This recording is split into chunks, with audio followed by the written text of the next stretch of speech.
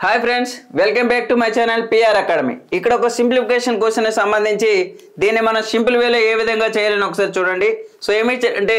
0.1 square 0.01 square plus 0.009 square whole by 0.01 square 0.001 square 0.0009 square అంట root over ఉంది overall గా so దీన్ని మనం షార్ట్ వేలో ఫస్ట్ ఆఫ్ ఆల్ దీని స్క్వేర్ లేదనుకోని ఒకసారి ఆలోచించుకుంటే ఈ రెండిటి యొక్క డిఫరెన్స్ అనేది అంటే పైన 2 డిజిట్స్ ఉంటే క్రింద 3 డిజిట్స్ నెక్స్ట్ 3 డిజిట్స్ ఉంటే